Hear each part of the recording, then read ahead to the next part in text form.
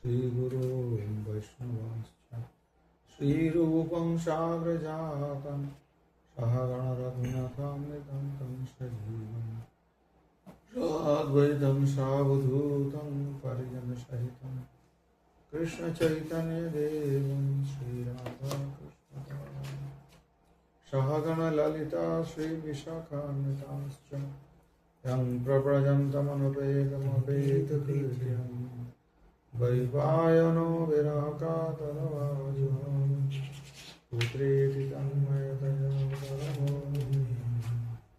त्वं सर्वभूतहृदयं मुनिमानतोऽसि यः स्वानुभावमखिल श्रुतिसारमेतम् आध्यात्मदीपमदितितीर्षतां समोऽन्धं संसारिणं करुणयाः पुराणगुह्यं तं व्याससूनमुपयामि गुरुं मुनीनाम् नारायणं नमस्कृत्य नरं चैव नरोत्तमं देवीं सरस्वतीं व्यासं ततो जयमुदीरये तमादिदेवं करुणानिधानं तमालवर्णं सुहितावतारम् अपार संसारसमुद्रसेतुं भजामहे भागवतस्वरूपम् पार्थिवदारुणो धूमस्तस्मादग्निस्त्रयीमयः तमसस्तु रजस्तस्मात् सत्त्वं यद्ब्रह्मदर्शनम्। इस श्लोक का जो जीव गोस्वामी कृत क्रमसंदर्भ टीका में चर्चा कर 155 तो हम चर्चा की है अधिष्ठान। अधिष्ठान अलग अलग है, अधिष्ठाता एक है। चश्मा कहाँ है? खो गया। हाँ, लेके आओ। बिना चश्मा कैसे पढ़ोगे?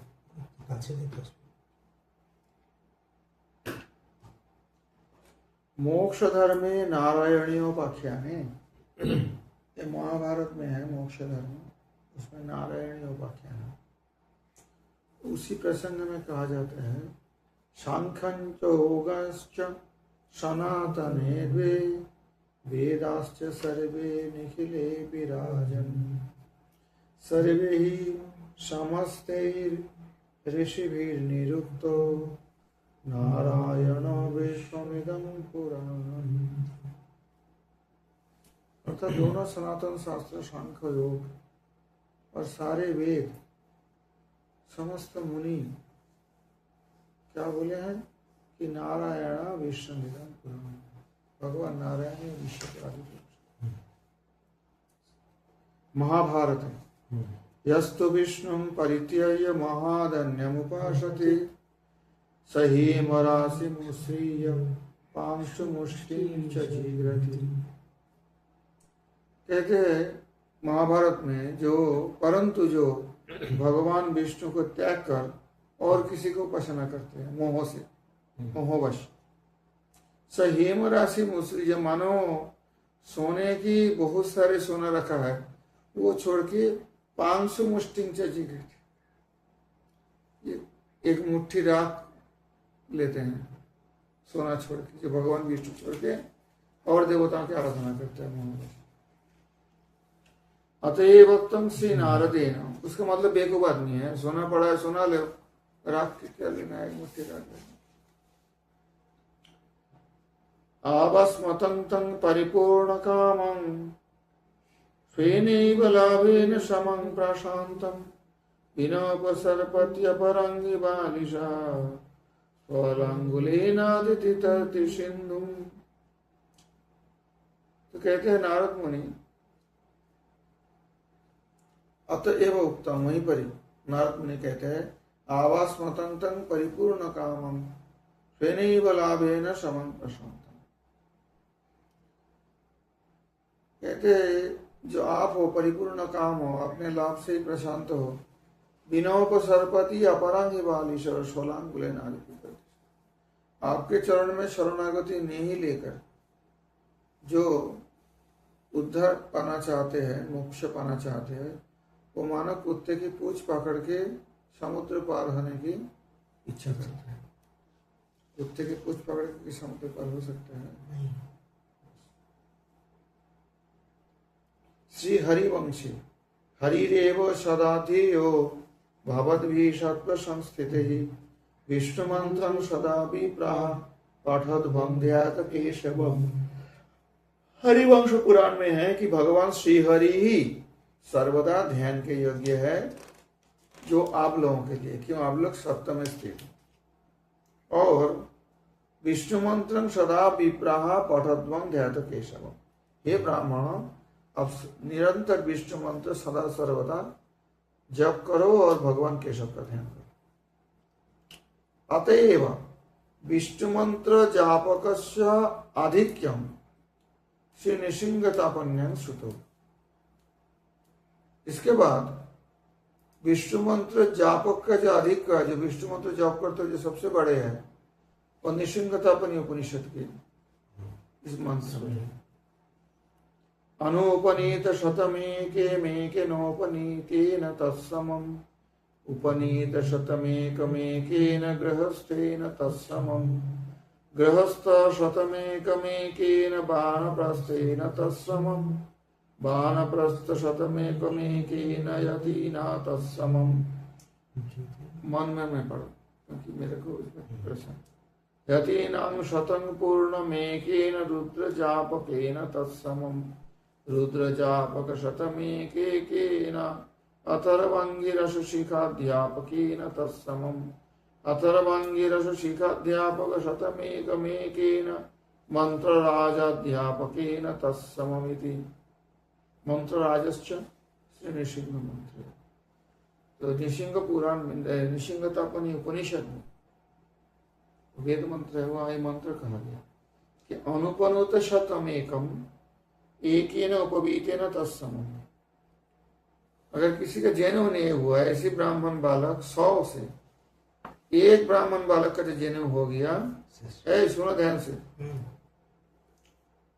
उसके बराबर है। 100 ब्राह्मण के बालक है या क्षत्रिय जो भी जिसका उपनयन नहीं हुआ, उससे एक का उपनयन हुआ तो वो उसके बराबर है, उसी 100 के। उपनीत शतमेकमेकेन गृहस्थेन तत्समम्। कहते हैं 100 उपवीतधारी है, लेकिन उसमें एक गृहस्थ उसके बराबर होता है। मतलब गृहस्थ नहीं हुआ, शादी नहीं है, उपनयन हो गया, ऐसे 100 के बराबर एक गृहस्थ उपनीत है। समझ में आया बात? गृहस्थ शत, अगर 100 ऐसा गृहस्थ हो जिसका जन्म भी हो गया, गृहस्थ भी कर रहे, तो ऐसी 100 के साथ बाणप्रस्थेन तत्समम्, एक बाणप्रस्थ करो, एकेन बाणप्रस्थेन, उसके बराबर है। मतलब मर्यादा की बात है। वानप्रस्थ शतमेकम एकेन यतिना तत्समम्, और 100 वानप्रस्थ एक सन्यासी के बराबर है। 100 वानप्रस्थी एक सन्यासी के बराबर है। यतिनाम शतं पूर्णम एकेन रुद्र जापेकेन तत्समम्। और सन्यासियों में जो रुद्र मंत्र का जप नहीं करते हैं, ऐसे 100 में से 100 सन्यासी एक रुद्र जापक सन्यासी के बराबर है। समझ में आई बात? जो रुद्र मंत्र जप करते हैं। रुद्र जापक शतमेकमेकेन अथर्वांगिरस शिखाध्यापकेन तत्समम्। और 100 ऐसे रुद्र जप करने वाले सन्यासी एक अथर्व अंगिरस शिखा, वेद का एक भाग है, उसी का जो पाठ करते हैं, अध्यापक अध्ययन करते हैं, उसके बराबर है। ठीक है। और शत अथर्वांगिरस शिखाध्यापक शतम, जो अथर्वांगिरस शिखा श्रुति का वो उसका अध्ययन करते हैं, उससे एक मंत्र राजा अध्यापकेन तत्समम्।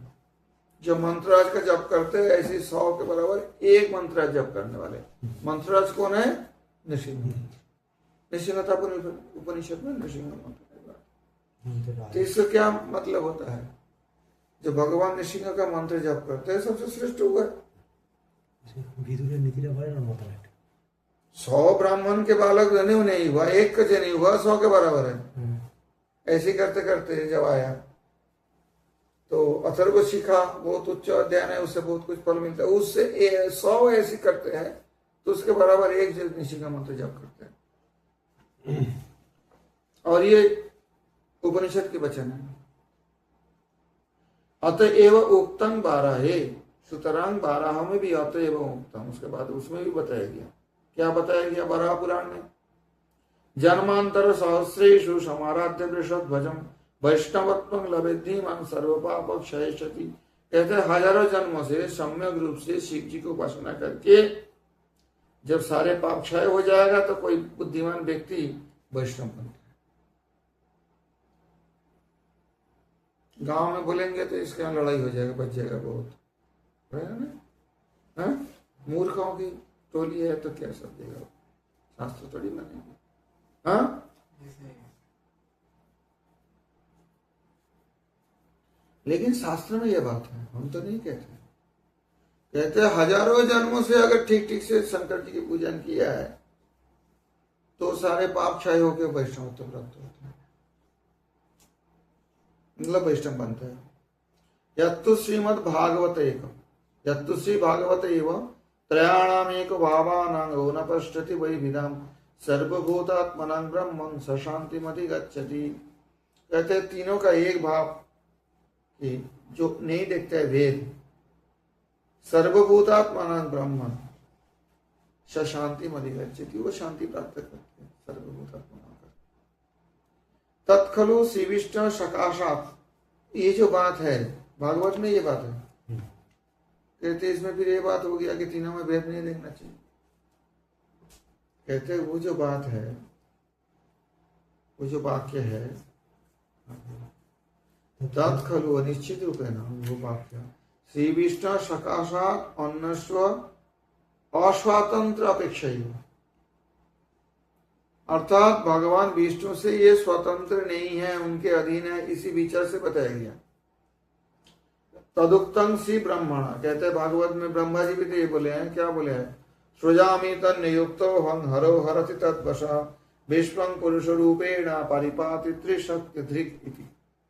ब्रह्मा जी कहते हैं उनके द्वारा नियुक्त होकर मैं सृष्टि करता हूँ, उनके द्वारा नियुक्त होकर, उनके बस होकर, अधीन होकर शंकर जी प्रलय करते हैं और ये सारे विश्व को तीनों शक्ति धारण करने वाले पुरुष समग्र रूप से परिपालन करते हैं।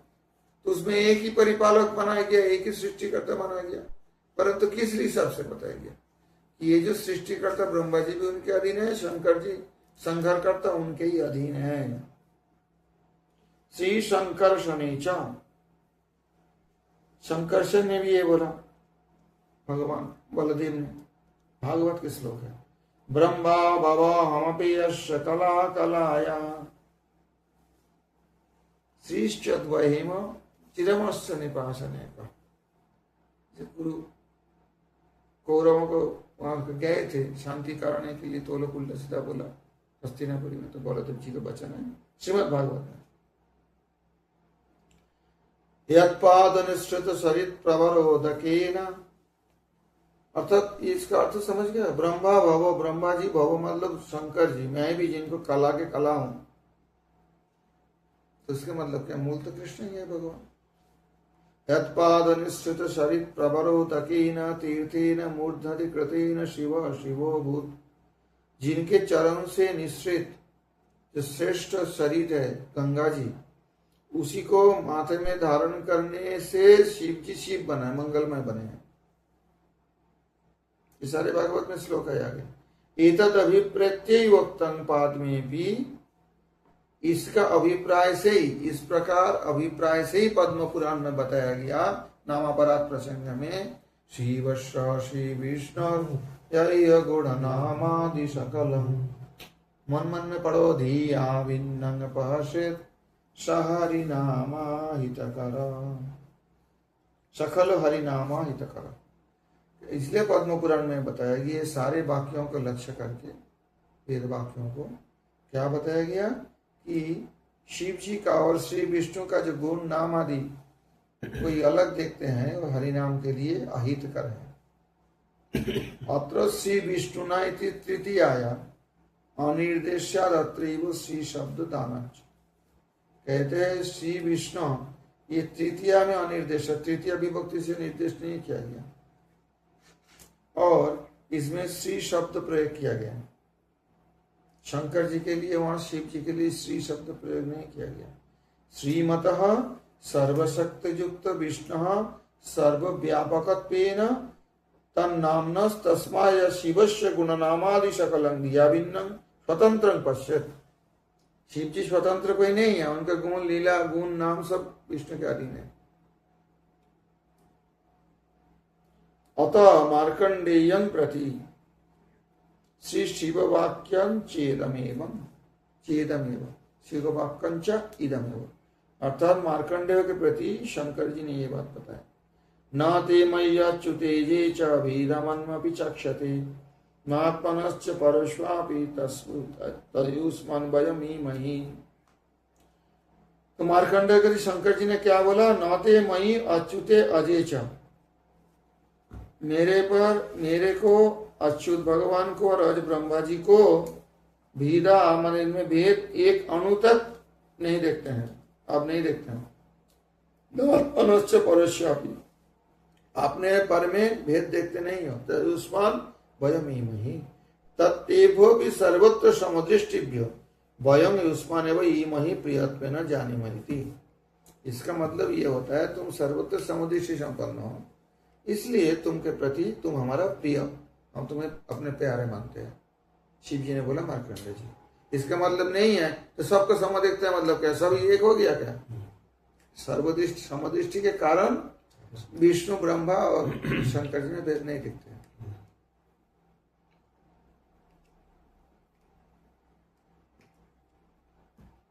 अथो भागवतायूयं प्रियास्त भगवान यथा नामद भागवतानां च प्रियाण्यस्ति करिचित् चतुर्थे तस्य वक्ते है। शिव जी चतुर्थ स्कंद में ये बात बोले थे। क्या बोले थे? अथा भागवता यूयं प्रियास्थ भगवान यथा, भगवान जैसे हमारे प्यारे हैं ऐसे ही आप लोग जो भागवत हो, भगवान के भक्त हो, अब ऐसे ही प्यारे हो। और भागवत छोड़ के मेरा और कोई प्यारे है ही नहीं। भागवत मतलब भगवत भक्त छोड़ के। कौन बोल रहा है ये बात? शिव जी बोल रहे। उसका मतलब अपने भक्त को भी प्यारे नहीं बोल रहे हैं। जो वैष्णव भगवान मेरा प्यार है, उसका मतलब क्या?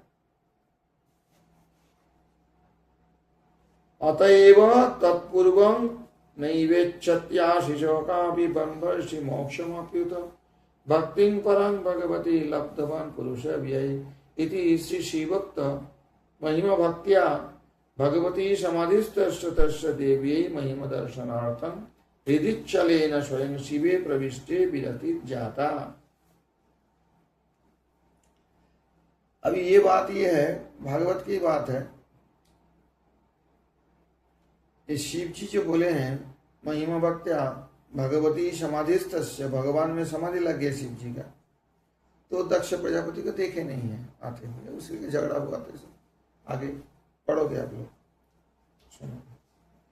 तो वहां पर क्या होता है, छलेना कहते हैं तो भगवान विष्णु भी ऐसे क्यों करवाया, शंकर जी झगड़ा करवाया दक्ष जी का, दक्ष जी को ऐसे दुनिया कहते हैं छलेना, अपने देवी को महिमा दर्शन कराने के लिए स्वयं शिवे प्रविष्टे विरति जाता। भगवान शिव जी के हृदय में प्रवेश कर गए, ध्यान लगा लिया शिव जी ने, फिर आर्य संसार से विरति हो गए। कहाँ ससुर जी आए नहीं आए देखे ही नहीं। इसके द्वारा क्या होता है, भगवान देवी के भगवती समाधिस्थ, शिव जी का समाधिस्थ जो है भगवान के, शिव जी जो भगवत ध्यान में समाधिस्थ है, उसी शिव जी के महिमा दिखाने के लिए भगवान नारायण ने ऐसे किया था।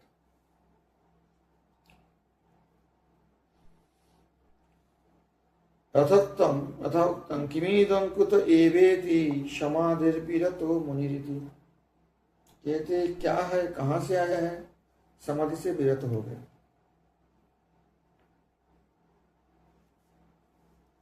तच्च अन्यथा न संभवती इति, ये अन्यथा नहीं हो सकते हैं। श्रुतौ च, वेद में भी श्री विष्णु एक सर्वोत्कर्षोक्त, एक भगवान विष्णु का ही सर्वोत्कृष्टता बताया गया। यं कामये तमुग्रं कृणोमि तं ब्रह्माणं तं ऋषिं तं सुमेधाम इत्यादि ना।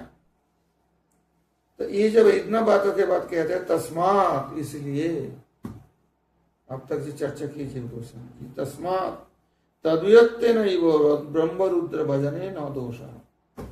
कहते तदीय मानकर, भगवान के निजजन मानकर अगर ब्रह्म रुद्र जी के कोई भजन करे उसमें दोष नहीं है। सवादिदेव भजतांग परो गुरुरिति वैष्णवानां यथा शंभुरिति आदि अंगीकारत। वैष्णवों में शंभु जी श्रेष्ठ है, वो आदिदेव जगत के गुरु है, ऐसे ऐसे बात भागवत में स्वीकार किए गए। तो कैसे है? भगवान के निजजन के रूप से, भक्त के रूप से मानो। कहते हैं किसी ने किया क्या है ऐसा? बोला भागवत में किया है, ऐसा प्रणाम किया। यथा अनुष्ठितं से प्रहलादेन, प्रहलाद ने जैसे अनुष्ठान किया था, जैसे किया था, क्या किया था? शिरः संपूज्य शिरः ततः संपूज्य शिरसा भवन्दे परमेष्ठिनम। ब्रह्मा जी को सम्यक रूप से पूजन किया था और मस्तक नमन करके प्रणाम किया था प्रहलाद जी ने। तो विष्णु भक्त है, ब्रह्मा जी क्यों पूजा किया? क्योंकि ब्रह्मा जी भगवान के भक्त है, तदीय है, इस विचार से पूजा किया ना। हिरण्यकशिपु के वध के पश्चात तो प्रहलाद जी ने प्रणाम किया। भवं प्रजापति देवान प्रहलाद भगवत कला। शंकर जी का भी पूजा किया है, प्रणाम किया है। सारे जो प्रजापति थे, देवता थे, सबका प्रहलाद जी ने सम्मान किया, पूजन किया, प्रणाम किया। श्री युधिष्ठिर न च, युधिष्ठिर महाराज जी भी ऐसे ही बोले हैं, कृष्ण के पास समाचार भेजे हैं। क्या? जब राष्ट्रयज्ञ करने की इच्छा रहा, क्रतुराजेन गोविंद राजसूयेन पावनी यक्षे विभूतिर्भवतस्त संपादय न प्रभा। युधिष्ठिर ने भी भगवान श्री कृष्ण से बताया कि ये जो श्रेष्ठ क्रतु है, यज्ञ है, जिसका नाम है राजसूय, जो पवित्र करने वाले, उससे विभूतिर्भवत, आपके जो विभूति है, भगवान की विभूति मतलब संपद, जो देवता आदि है, उनका हम भजन करेंगे, पूजा करेंगे। तो इसका मतलब क्या? युधिष्ठिर महाराज ने स्वतंत्र रूप से देवताओं का पूजा किया था यज्ञ में। यज्ञ में देवताओं के उद्देश्य से आहुति दिया जाता है, इंद्र चंद्र वरुण आदि। ये भगवान की अंग माना जाता है, भगवान के हस्तों का इंद्र माना जाता है, ऐसे इंद्र। तो इससे प्रमाण होता है क्या?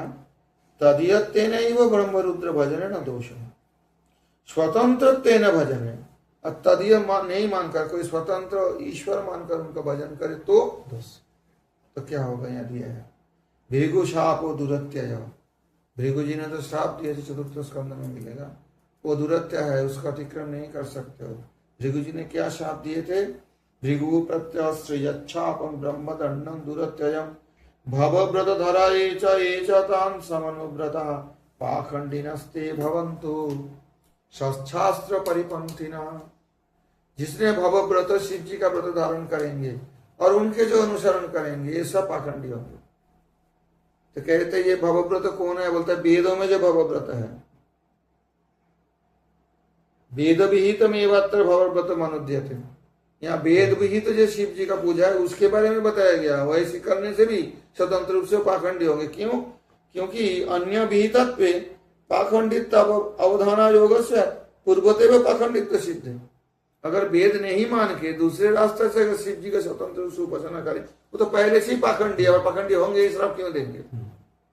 जो वेद मार्ग में भी शिव जी को स्वतंत्र देव भगवान रूप से पूजा करते हैं, वो पाखंडी हो जाता है।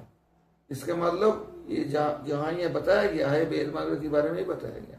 जो वेद मार्ग अनुसरण नहीं करके पूजा करते तो पहले से ही पाखंडी है, तो फिर पाखंडी कहाँ होगा? समझ में आई बात? तस्मात् स्वतंत्रत्वेन एव उपासनायाम, तस्मात् स्वतंत्रत्वेन एव उपासनायाम अयं दोषः। इसलिए स्वतंत्र रूप से भगवान मानकर इन लोगों को उपासना में ही दोष है। ऐसी पूजा करने में दोष नहीं होता है, भगवान के अधीन मानकर। यतश्च तत्रैव तेन श्री जनार्दनश्चैव वेद मूलत्व मुक्तम। कहते हैं वहां तत्रैव, उसी भागवत में, तेन अर्थात ये जो ऋषि मुनि वहां पर एकत्रित हुए थे दक्ष यज्ञ में, उनके द्वारा श्री जनार्दन भगवान का ही वेद के मूल है ऐसे बताया गया है। भगवान ही मूल है। एष एव हि लोकानां शिव पंथा सनातनः यं पूर्वे चानुसंतस्थुर सानुसंतस्थुर यत्प्रमाणं जनार्दनः इसी एष वेद लक्षणा। एष ही लोकानां शिव पंथा मतलब ये वेद लक्षण जो पंथा है, सनातन पंथा है। समझ में नहीं आ रही बात? जो पहले ऋषि लोग अनुसरण की है, जिनके प्रमाण जनार्दन भगवान है। यद प्रमाण मतलब जिसका मूल भगवान जनार्दन है। स्वतंत्र उपासनायां तत्प्राप्ति से गीतोपनिषत्सु एवं निषिद्ध। स्वतंत्र रूप से देवता की पूजा करना गीता उपनिषद माने भगवत गीता में भी निषेध किया गया है। येऽप्यन्न देवता भक्ता यजन्ते श्रद्धयान्विता तेऽपि मामेव कौन्तेय यजन्ति अविधिपूर्वकम् अहं हि सर्वयोग्यानां भोक्ता च प्रभुरेव च न तु मामभिजानन्ति तत्त्वेनातश्च वन्ति ते यान्ति देवव्रता देवान् पितॄन् यान्ति पितृव्रता भूतानि यान्ति भूतेजा यान्ति मय्याजिनोऽपि माम् इति। अर्थात ये सारे प्रमाणों के द्वारा दिखाया गया स्वतंत्र रूप से इन लोगों का पूजा करने से ही दोष लगता है। भगवत अधीन मान के सम्मान करने से, पूजा करने से कोई दोष नहीं होता। अवज्ञादिकं तो सर्वथा परिहरणीयम। लेकिन ये नहीं है कि उनकी पूजा मत करो, उनको गाली दो, अवज्ञा करो, उल्टा सीधा बोलो देवताओं के बारे में, ये बिल्कुल नहीं, भी नहीं करना चाहिए। सर्वथा परिहरणीयम। शिव जी की अवज्ञा करना, ब्रह्मा जी की अवज्ञा करना, किसी देवता की अवज्ञा, ये बिल्कुल परिहार करना चाहिए, कभी नहीं करना चाहिए। यथा पाद में, जैसे पद्म पुराण में है, हरिरेव सदाराध्य सर्वदेवेश्वरेश्वरः इतरे ब्रह्म रुद्राद्या नावज्ञेय कदाचन। भगवान श्री हरि ही, हरि एवं सर्वदा आराध्य है, सारे देवताओं के देवता है, सबके ईश्वर है। बाकी ब्रह्म रुद्र आदि इनका कभी अवज्ञा नहीं करना चाहिए। भगवान श्री हरि का पूजन करना चाहिए, लेकिन और देवताओं को गाली देना कि उनका छोटा मानना है, उनकी अवज्ञा करना है, ऐसा नहीं करना चाहिए। वो भी पूज्य है, सम्माननीय है, लेकिन ईश्वर तो भगवान श्री हरि ही है। श्री भगवत वाक्यंच, और भगवान का वाक्य में भी ये बात है। क्या है? ओमां समर्चयन् नित्यमेकांत भावमास्थितः विनिन्दन् देवमीशानं शयाति नरकं ध्रुवम्। कहते हैं जो मेरे सम्यक रूप से पूजा करते हैं नित्य एकांत भाव आश्रय करके, परंतु ईशानं देवं विनिन्दन्, और शिव जी का निंदा करते रहते हैं, तो वो सजाति नरक, निश्चित रूप से नरक में जाएगा। मेरे पूजा करने पर भी, पूजा भी करते हैं एकांत भाव से, शिव जी का निंदा भी करते रहते हैं, तो निश्चित रूप से नरक जाएगा। भगवान स्वयं बताए। गौतमी च गोपालं पूजयस्तु निंदयेदन्न देवताम् अस्तु तावत् परो धर्म पूर्व धर्म विनश्यति। गौतमीय तंत्र में ये बात बताया गया। गोपालं पूजयस्तु, जो गोपाल जी का पूजन करते हैं, कृष्ण का पूजन करते हैं, और निंदयेदन्न देवताम्, दूसरे देवता को निंदा करते रहते हैं। अस्तु तावत् पर धर्म, उसका परम धर्म सभी पुंसं पर धर्म, वैसे तो होगा ही नहीं। पूर्व धर्म विनश्यति, आगे जाके कोई धर्म तो नहीं होगा उस तरह, पहले जो धर्म किया था विनाश हो जाएगा। अस्तु तावत् पर धर्म, उसके बाद धर्म तो कुछ नहीं हो रहा है, उसका पूर्व धर्म विनश्यति। हयशीषा हयशीषा मां पति देव हेलनाथ, ये भागवत में है, नारायण वर्मा प्रसन्न कि हयशीष भगवान मुझे रास्ता में कभी देव का हेलन ना करो, देवताओं को अवहेलना ना करो, उससे रक्षा करे। तो उसका मतलब क्या? देवताओं का अवज्ञा करने से दोष लगता है। श्री नारायण वर्मणि तदाग प्रायश्चित्तम चतुर्थे श्री नंदीश्वर शापश्च। तो कोई रास्ता में कोई देवता है, उनको मंदिर देखा है, प्रणाम नहीं किया, कुछ ऐसे किया, अवहेलना किया, उसमें भी दोष लगता है। और चतुर्थ स्कंद में नंदीश्वर ने श्राप दिया, नंदी शिव जी के नदिया, संसरन्निह एचा मम मनुसर्पावमानिनम, कहते हैं जो शिव जी का अवमानना करेंगे वो संसार में घूमते रहे, भटकते रहे, मोक्ष ना पाएंगे। अत्र विशेष जिज्ञासा चेत, अगर इसमें विशेष जिज्ञासा है, जानने की इच्छा, जिज्ञासा मतलब जानने की इच्छा हो यदि, तो परमात्मा भक्ति संदर्भ दृश्य हो, तो परमात्मा संदर्भ और भक्ति संदर्भ दोनों देखना चाहिए बस। और ज्यादा जीव गोस्वामी यहाँ इनको व्याख्या नहीं करना चाहते, विशेष जानना चाहते तो वहां देख लो। तदुक्तम ब्रह्म संहितायाम, अब तीनों का स्वरूप बता रहे तारतम्य से। तदुक्तम वो कहा गया है ब्रह्म संहिता में, क्या कहा गया है? भास्मान यथास्म सकलेषु निजेषु तेजः स्वीयंकियत् प्रकटयत्यपि तद्वदत् ब्रह्मायैष जगदण्ड विधान कर्ता गोविन्दमादि पुरुषं तमहं भजामि। दीपार्चिदेव हि दशान्तरमभ्युपेत्य दीपायते प्रवृत हेतु समान धर्म यस्तादृगेव हि च विष्णुतया विभाति गोविन्दमादि पुरुषं तमहं भजामि। क्षीरं यथा दधि विकार विशेष होगा संजायते नहि तथा पृथगस्ति हेतः यस्संभूतामपि तथा समुपेति कार्या। यहाँ पूरा नहीं दिया, क्षीरं यथा दधि विकार इत्यादि। तो तीनों दृष्टांत दिया गया, ब्रह्मा जी के बारे में, विष्णु जी के बारे में और शंकर जी के बारे में। न तो दधि दृष्टान्त न विकारित्वम आया थी। अब दधि दृष्टांत दिए ये नहीं समझना कि भगवान विष्णु तमोगुण का स्पर्श करके तामसी बन गए, क्योंकि दूध में दही डाला जाता है या कोई खट्टा चीज डाला जाता है तो दूध दही बन जाता है, उसको मतलब दूध में विकार होता है, परंतु ब्रह्म में कभी विकार नहीं हो सकता है। तस्यो श्रुतिस्तु शब्द मूलत्वाद इति न्याय न मुहु परिहृतत्वात्। ये जो ब्रह्म सूत्र है, न्याय प्रस्थान, उसी में एक सूत्र है श्रुतेस्तु शब्द मूलत्वात्। इसमें स्पष्ट रूप से निराकरण किया गया कि ब्रह्म का कभी भी विकार नहीं हो सकता। तो फिर भगवान विष्णु जो ब्रह्म है, पर ब्रह्म है, वो मायागुण स्वीकार करके दूध से दही बन गए। ये यहाँ पर दधि दृष्टांत ना विकारित्व आया था, इसमें विकारित्व आ जाता है, जैसे ब्रह्म में विकार हुआ, ऐसा होता नहीं है। फिर कैसे होता है, फिर इसको क्यों ऐसा बताया गया ब्रह्म संहिता में? इससे कारण ही है, देखो यत उदयास्तमयो विकृतिर्मृदिवा विकृता। वो बात जो है, वो जो श्रुतेस्तु शब्द मूलत्वात्, ये वेद स्तुति में भी ये बात बताया गया है कि ब्रह्म में विकार नहीं होता। दूध में विकार होता है, दही बन जाता है, लेकिन ब्रह्म विकार हो गया, शिव जी बना। ये युक्ति दृष्टांत इस तरह से नहीं माना जा सकता। फिर कैसे? दृष्टांत त्रयेण तो क्रमेण इदं लभ्यते।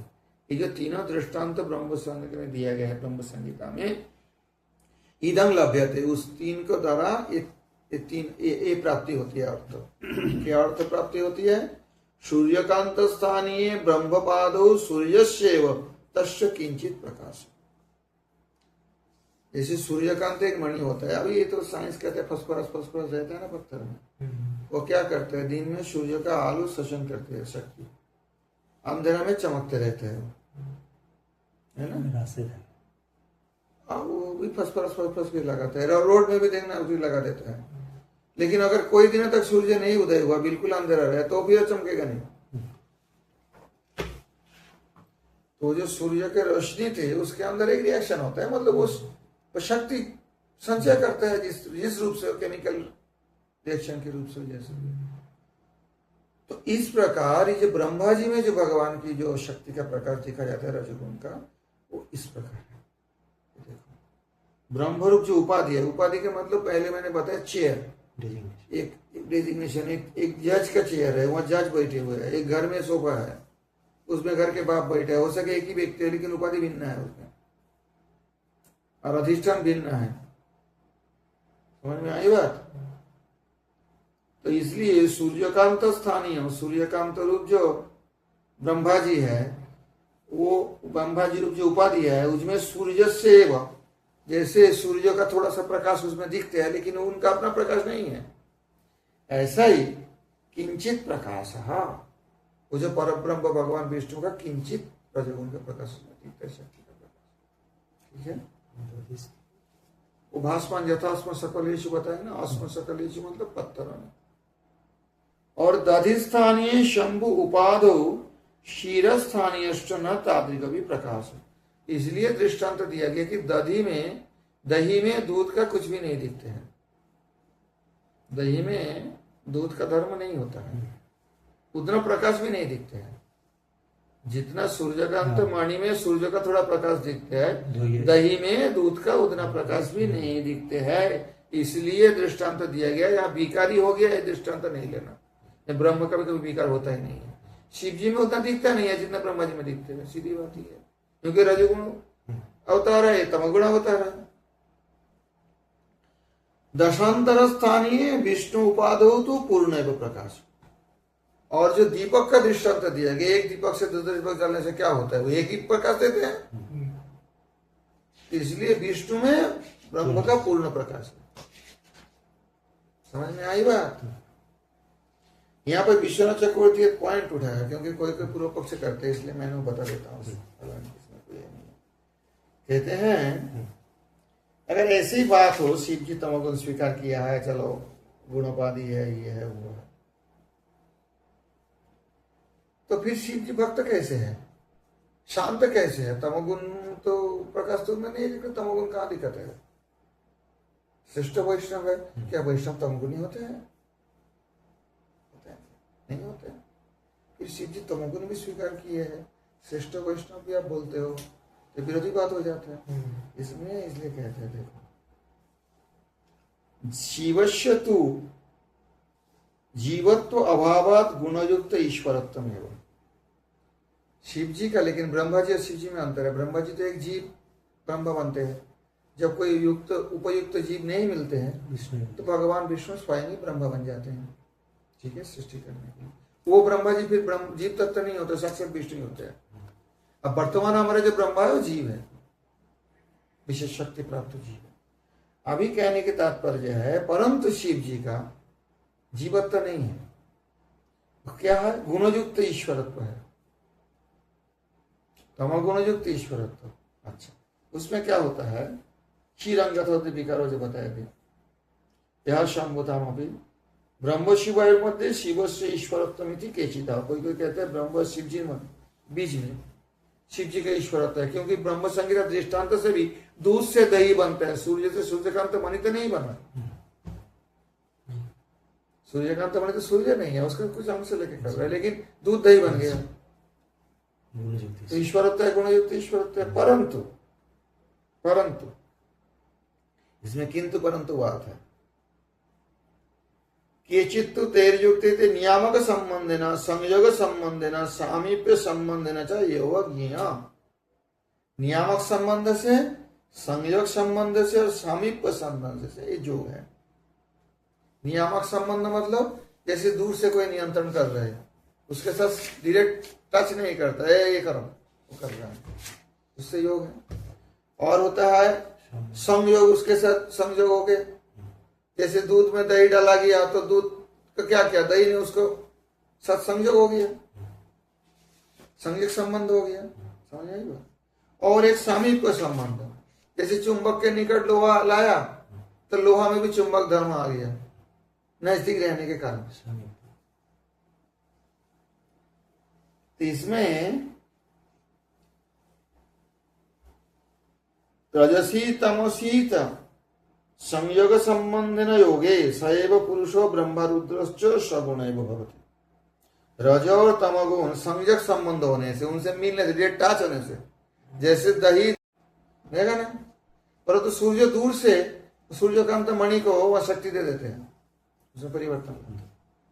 इसलिए तो ये जो बता रहे संयोग संबंध ने पुरुषो ब्रह्म रुद्रश्च सगुणैव भवति। सत्य सामीप्य संबंधन योगे सैव पुरुषो विष्णु स्वरूपेण स्थितो निर्गुण भवति इति आचक्षते। और सामीप्य संबंध किसके साथ है? माया के साथ है, मतलब सत्व गुण के साथ। तो भगवान विष्णु सत्य उनका स्पर्श तो नहीं करते हैं, नजदीक रह के उनके निर्देश से माया अध्यक्ष न प्रकृति सुयते सचराचर। सत्वगुण का सत्वगुण प्राकृतिक सत्वगुण जो है उसको विष्णु भगवान उसका अधिष्ठाता बोला जाता है। अच्छा अच्छा। परंतु वो स्पर्श नहीं करते, सामीप्य संबंध है, उसका नियंता है। तो पहले से बोल रहा है, अब ये प्रश्न क्यों कर रहे हैं? माया सत्वगुण से माया का सत्व रजतम गुण तो है तीनों। हाँ, अच्छा अच्छा। अप्राकृत की कहाँ बात चर्चा हो रही है? ये क्या सुन रहे हैं, क्या सोच रहे हैं? माया का सत्व गुण की तो बात हो रही है, माया का रजोगुण तमोगुण की तो बात हो रही है। तो ये जो है अतएवो योगो नियामकतया गुण ही संबंध उच्चते। वो नियामक के कारण गुण के साथ संबंध कहा जाता है, योग कहा जाता है। अतः सातेन युज्यते स्वांश परश्रया इति भागवतामृत कारिकार्तोपपद्यते। आवरण विक्षेप प्रकाश धर्मानां तमरज सत्वानां यथोत्तरं श्रेष्ठं। अर्थात आवरण करते हैं तमगुण, विक्षेप करते हैं रजगुण, इनमें उत्तरं श्रेष्ठम अर्थात आवरण से तमगुण से रजगुण श्रेष्ठ है। तथा सत्वस्य शुद्ध सत्व प्रातिकूल्य भावंच स्वदृष्टान्त माह। और सत्व का शुद्ध सत्व में प्रतिकूल भाव नहीं रहते हैं, इसलिए दृष्टांत दिया गया। पार्थिव दारुण धूम तस्माद अग्निस्त्रयीमय तमसस्तु रजस तस्मात् सत्वं यत्तम। अभी शिव जी कैसे तमोगुण लेके फिर वैष्णव श्रेष्ठ हो सकता है? प्रश्न तो ये है।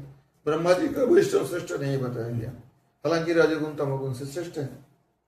शिव जी कैसे उनके ऊपर पहुंच गए, श्रेष्ठ वैष्णव हो गए? इसमें कहते हैं परमात्मा जीवात्मा च यद्यपि स्वरूपतो गुणसंग रहित एव भवति। वास्तव में परमात्मा का गुणसंग नहीं, जीवात्मा का भी गुणसंग नहीं है, क्योंकि चेतन है, ये जड़ के साथ स्पर्श नहीं होता। परंतु तदपि परमात्मनो चिन्ह महोदधित्वात् परमेश्वरत्व स्वातंत्र स्वैरलीलत्वाच्च। ये चार उपाधि है परमात्मा का, वैशिष्ट बताया विशेषण। क्या? ये चीन महोदधि, चित समुद्र है, जीव एक चित कण है। तो चीन महोदधि मतलब चित के समुद्र है, चेतन समुद्र मानो। और फिर परमेश्वर है, फिर वो स्वतंत्र है, फिर अपने स्वैर लीला इच्छा अनुसार लीला करते रहते अपनी इच्छा अनुसार। स्वेच्छैव स्वकर्तृकेन गुणस्पर्शेन संभूत्वे सति। जब स्वेच्छा से वो परमेश्वर गुण स्पर्श करके तमोगुण स्पर्श करके शंभु बन जाते हैं, तब गुण कार्य क्रोधादि मत्तेपि आत्मारामत्व असंसारित्व स्वाज्ञान अपचयश्च भवति। तो गुण के कार्य जो क्रोधादि होने पर भी वो आत्माराम रहते हैं, असंसारी रहते हैं, स्व अज्ञान अपचय भी रहते हैं, अर्थात अज्ञान के द्वारा वो आवृत नहीं होते हैं। इसलिए जीवात्मा नस्तु, परंतु जीवात्मा का क्या होता है? चित्कणत्व अल्प प्रकाशकत्व ईशितव्य अस्वतंत्र तक अल्प बलत्वाच्च। जीव का इतना कुछ कमी है, एक तो चित्कण है, चित समुद्र तो नहीं है। दूसरी बात देखो वो अल्प प्रकाशक है, और तीसरी बात ये है इतना समर्थ नहीं है उनका। ईशितव्य है, किसी के द्वारा बस होने की योग्य है। भगवान स्वतंत्र है, किसी के द्वारा बस होने की योग्य नहीं है। अस्वतंत्र है, जीव स्वतंत्र नहीं है, अधीन रहते हैं। अल्प बल है, सर्वशक्तिमान नहीं है जीव। इसलिए गुण कर्तिक स्पर्श सती, जब गुण उनका स्पर्श करेगा, मानो उसी तमोगुण जीव का स्पर्श किया है, तो क्या होगा? स्वज्ञान लोप संसारश्च भवति। उसका ज्ञान भी लोप हो जाएगा, संसार भी होगा। लेकिन शिव जी जैसी ब्रह्म वस्तु होने के कारण वो गुण स्पर्श करने के पश्चात भी संसारित्व भी नहीं होते हैं, अज्ञानी भी नहीं होते हैं। समझ, इस तरह से उन्होंने कुछ समन्वय किया। ये विषय चक्रवर्ती प्रकृति का। तो आज इतना तक रहने दो, इससे आगे और से श्लोक है। तो प्रमाण नहीं देने से कैसे बात को मानेंगे? इतना प्रमाण देने के बाद भी तो इनके गांव में तर्क उठेगा है बढ़िया बाबा जी है सब संख्या सब एक ही माया है। मूर्खों के टोली थोड़ी मानेंगे इतने के बाद भी। चलो आप श्लोक बोलो। पार्थिवदारुणो धूमस्तस्माद् अग्निस्त्रयीमयः तमसस्तु रजस्तस्मात् सत्त्वं यद्ब्रह्म दर्शनम्। श्रीमद्भागवत महापुराण की जय।